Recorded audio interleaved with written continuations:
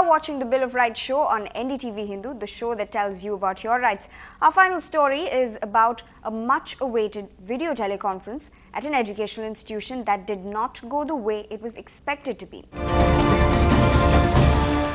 An educational institution in the city recently arranged a video teleconference that brought together a group of students for an interesting interaction. But to the dismay of all involved, the session ended in utter disappointment. Once again, our reporter Bertla tells you about the technical snags that paralyzed the session. She also tells us why the matter went all the way to the Consumer Court. Enthusiastic students gathered for what they believed would be an interesting class via video conferencing. But the telecommunication line snapped repeatedly, disrupting the session. The organizers of the class were increasingly unhappy with the service provider's attempts to fix the problem, which forced them to the Consumer Court. The District Forum, after analyzing the documents, directed the opposite party to pay rupees 50,000 for compensation and mental agony to the complainant and rupees 5,000 towards cost. Experts point out it is the responsibility of the service provider to set up a system that would not fail and keep backup plans to handle technical disruptions.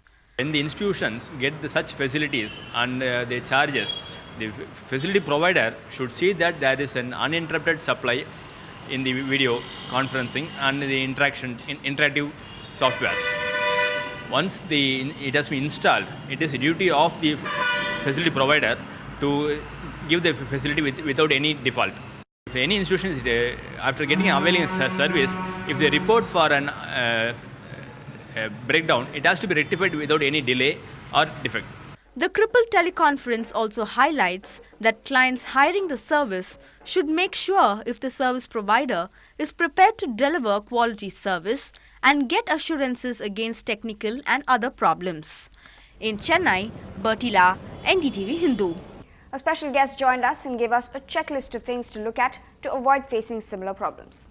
In many cases, they say the jurisdiction is the product would have been dealt with purchased at Madras or in Coimbatore, but the bill will say this is pertaining to legal jurisdiction of Ahmedabad or Delhi. It is not binding as far as the Consumer Forum is concerned. You need not go to, many people frightened that I have to take up the matter with the Delhi Forum or Kanpur or Bombay. It is not so. As far as the Consumer Forum is concerned, even if the product is manufactured at Delhi and sold at Chennai, you can always take up the matter with the Chennai Forum itself. Well, so what does a consumer need to check before they take this service?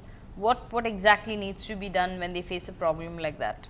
In most of the cases, the people the sellers what do they promise is you buy the product with me for 10,000 rupees. If you don't want a bill, I will give for 9,000 rupees. People will be easily attracted and go for 9,000 rupees without bill. In that case, at least they should have some voucher or payment by means of a check or something like that, so that they can evidence in future in case they have any problem. And if they get a receipt or a guarantee card or invoice or a voucher, they have to preserve it for some 2-3 years or something like that. If they got any problem, they can always take up the matter with the Consumer Forum. So they have to read all the terms and conditions, which are all the conditions that are binding or not, do's and do nots. And they can also, when they are investing in huge money like 50,000 rupees or something, they have to cross verify with get the list of people who have been experienced with the supplier and find out whether they are really doing a good service and the product is very good. Right, you said hold on to the voucher, right? So is that one of the documents that you need to keep with you? In many places people will say it's my own product, or it's I have design, I have manufactured, I don't have a proper bill. At that case, you should at least get a receipt or a check payment or a voucher saying that the money has been ported for such and such a product, and I assure you the product for 1 year or 2 years, whatever be the conditions and do's and do nots. Well, but most of these applications, they do come up with a clause that says, goods once sold cannot be taken back. So what do we do in such cases? Yeah, it's a very interesting question. In fact, I would appreciate that, because these kind of unilateral conditions are not binding. Even we have discussed in our own NDTV program some time back. Goods once sold will not be taken. It's a unilateral condition. You are only bound. You are not bound by the condition that has been given by the single-sided. The marketing person or the manufacturer cannot thrust you a product, and he cannot dictate terms on you. Once the product has been sold or with the consideration, he has to ensure whether the condition is laid or not.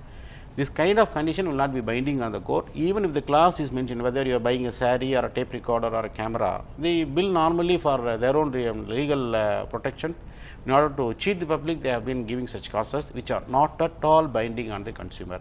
Even the clause is there, even you are noticed or you are not noticed, you can take up the matter, and there are many cases favorable to the consumer, saying that such dereliction, such kind of clauses are not binding on the consumer. You can even then go to the consumer forum. Okay, so are there specific clauses that are to the advantage of the consumer that will help him win his case in court? Yeah, in fact, the Ministry of Civil Supplies and Consumer Affairs for 2006, they have given a circular. Such kind of clauses or conditions should not be put on the bill, and many people have started in Indian Chamber of Commerce also given a circular to their members. We should only ensure that such clauses should be avoided. Even if these clauses are available, you can always skip it and go for a consumer forum, or keep in touch with consumer organizations like Consumer Association of India. That's all we have for you this weekend on the show. Do remember to catch the Bill of Rights segment on our special breakfast show Good Morning Chennai on Mondays, Wednesdays and Fridays between 7:30 and 8:30 a.m. That's when you can call us live on 3063-2994 or 30427777 and talk to a consumer rights activist directly for a solution to your problems. You could also write to us at feedback@netv-hindu.com with your suggestions and tell us what you thought of today's Bill of Rights. Also, if you come across a consumer or human rights issue that you would like us to investigate, explore and take up, then do write to us on that email ID. This is Kuku Alex signing off for now.